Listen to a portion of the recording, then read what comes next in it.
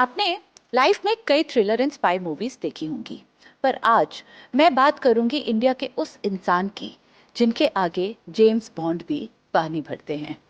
TV पे तो कहानियां मन घड़त होती हैं, खतरे झूठे और अंडर कवर मिशंस किताबी, लेकिन इस इंडियन स्पाई ने जो आज भी हमारे बीच है, असल में कई रूप धारण किए। कभी पाकिस्तान में भिखारी बने, कभी अपने ही देश में रिक्शे वाले, या फिर कभी नेगोशिएटर। हम बात कर रहे हैं हमारे national security adviser Ajit Doval की। So let's find out all about the man whom Pakistan fears the most.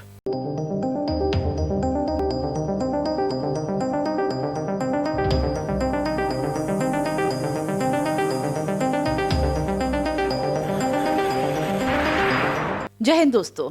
हम सब अपने अपने तरीकों से पेट्रियाटिक होते हैं, लेकिन कुछ लोग ऑक्सीजन के बजाय पेट्रियाटिक भावना से ही सांसें लेते हैं। ऐसा हर कोई नहीं होता और उनका सफर होता है खतरों से भरा। Chapter 1, the making of a spy master. Ajit Doval का जन्म 20 जनवरी 1945 उत्तराखंड में एक मिलिट्री फैमिली में हुआ।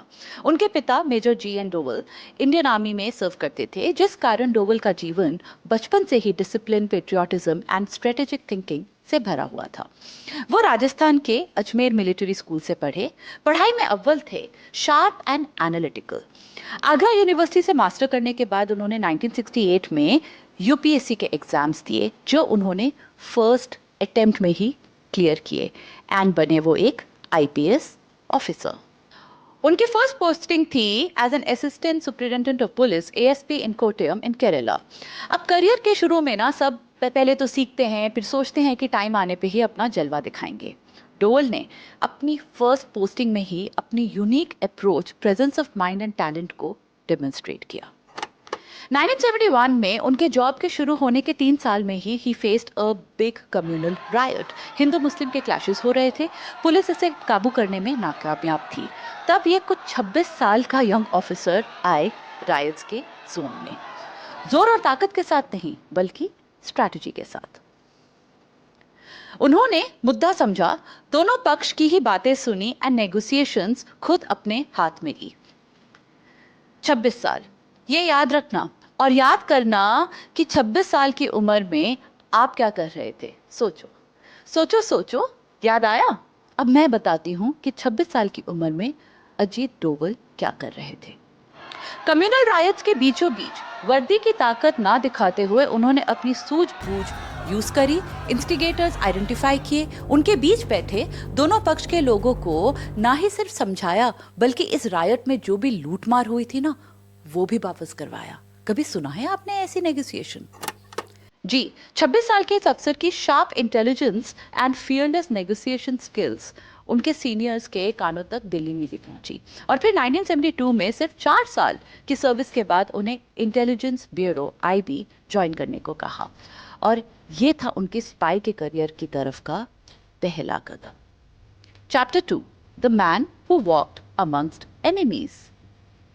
अजीत डोवल के पास एक अनोखा टैलेंट था, जिसको यूज करके वो अपने दुश्मनों की कंपनी में एक होके रहने लग जाते थे, उनके हो जाते थे बगैर उनको पता लगे, बिना किसी के शक के।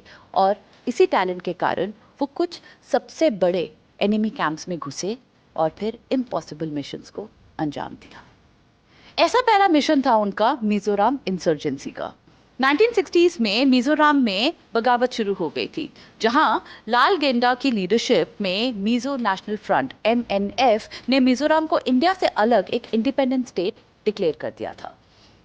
इस समय मिजोरम असम का हिस्सा था।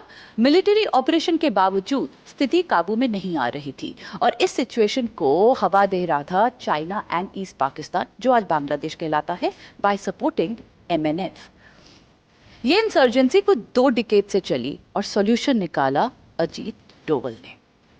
उन्हें वहां भेजा गया फाइट करने नहीं, बल्कि इस मूवमेंट को अंदर से खत्म करने के लिए एज एन अंडरकवर। उनका काम था एमएनएफ कमांडर्स के साथ दोस्ती करना, उनके बीच रहना, ऐसा करके उन टेररिस्ट कैंप्स को स्टडी करना, उनकी लीडरशिप एंड ऑर्गेनाइजेशंस को समझना, उनकी वीकनेसेस पहचानना, और ये सब करना था बिना पकड़े जाने के साथ और उनकी लीडरशिप का ट्रस्ट भी जीतना था। कहते हैं ना, it's easier said than done, but ये तो कहना भी आसान नहीं है। लेकिन अजीत डोवल ने वही किया जो असंभव था। उन्होंने उन्हीं के बीच में रह के पता लगाया कि लाल डेंगा के सबसे बड़ी स्ट्रेंथ थी और वही थी उनकी वीकनेस, उनके टॉप 7 कमांडर्स। बस आने वाले महीनों में डोवल ने इन कमांडर्स के साथ अपनी साइकोलॉजिकल गेम्स खेलनी शुरू कर थी। इन्हें टर्न यानी अपनी तरफ करना शुरू कर दिया। धीरे धीरे उन्होंने उनका ट्रस्ट जीता और 7 में से 6 कमांडर्स को मनाया सरेंडर करने के लिए। अब जब लाल डेंगा के 6 पिलर्स उनके साथ नहीं थे, उनके पास कोई चॉइस नहीं थी हिंदुस्तान के पीस ट्रीटी को साइन करने के अलावा।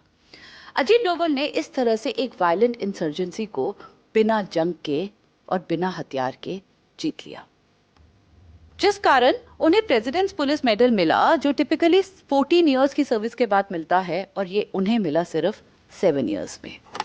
मिजोरम सॉल्व करने के बाद उनका नेक्स्ट मिशन भी नॉर्थ ईस्ट में ही था, लेकिन उससे भी बड़ा और कॉम्प्लिकेटेड। ये था सिक्किम। आजादी के बाद सिक्किम, जो एक प्रिंसली स्टेट था, वो उनके राजा के रूल में था, जिनका नाम था पालडेन तोलदुप नामग्याल।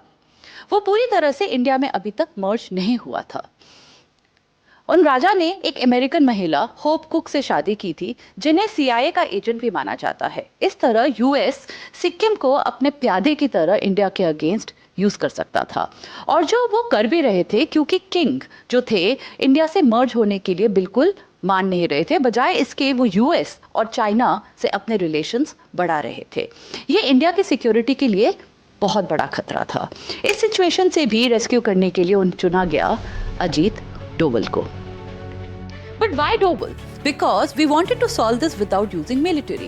Military use करने का मतलब ये था कि international backlash होता.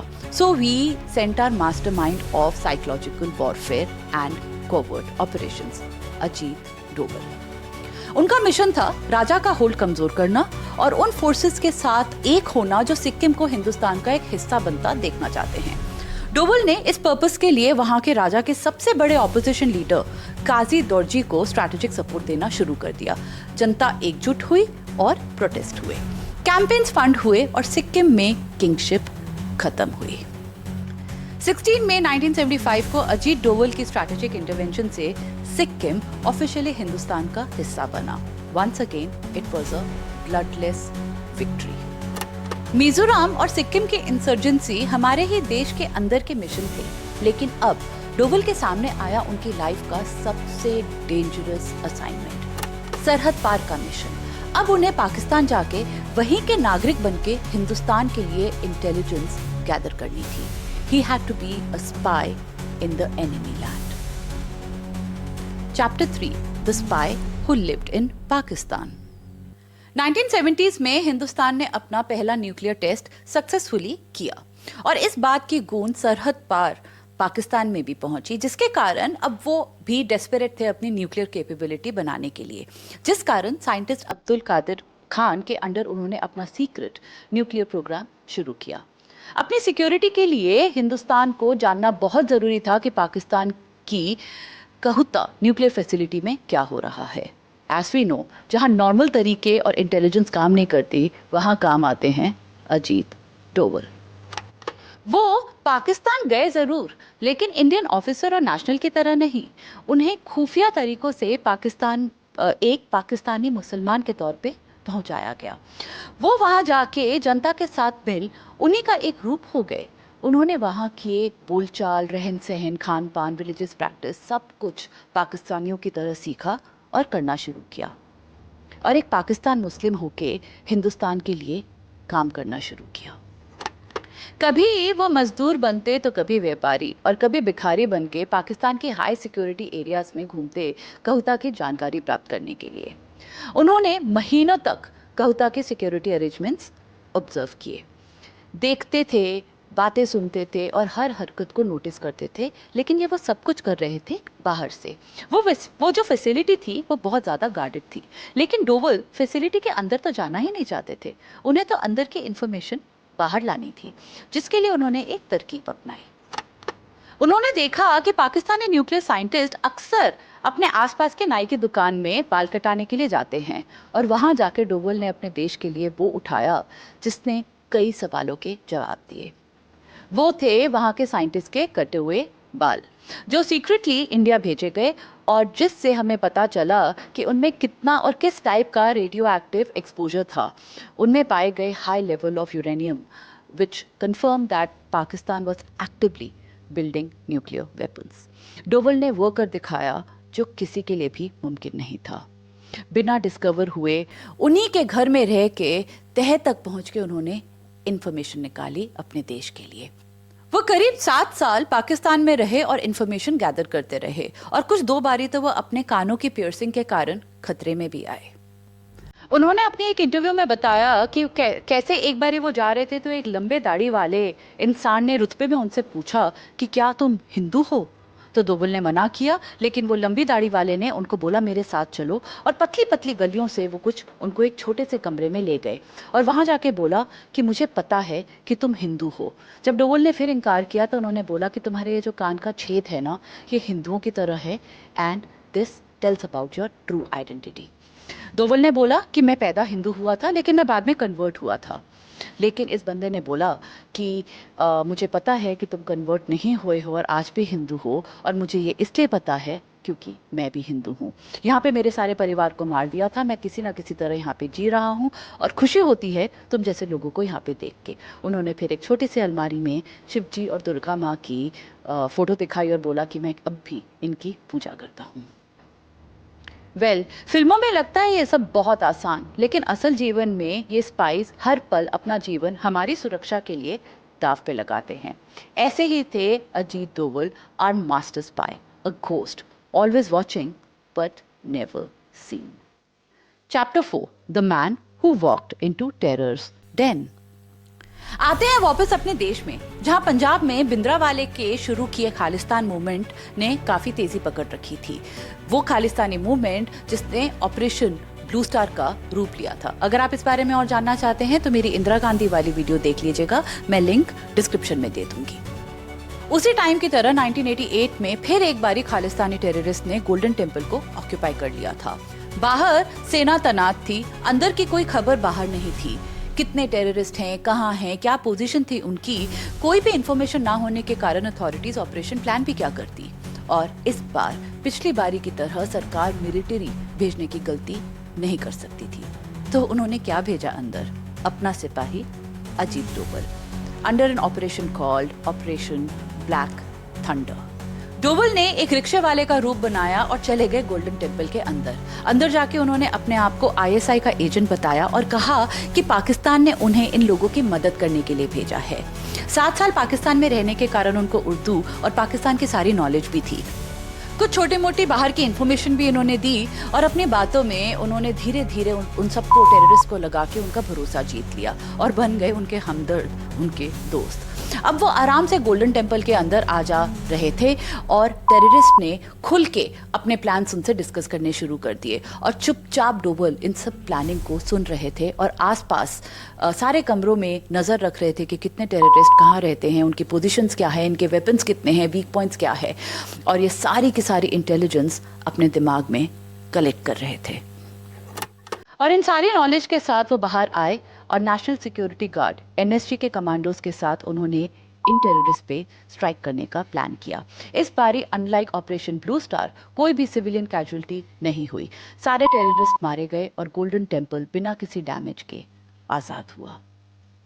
एक बार फिर डोवल की साइकोलॉजिकल वॉरफेयर स्किल्स काम आई और उन्हें सम्मानित किया गया प्रेस्टिजियस कीर्ति चक्र से, and this made him the first police officer जिन्हें ये मिलिट्री ऑनर मिला हो।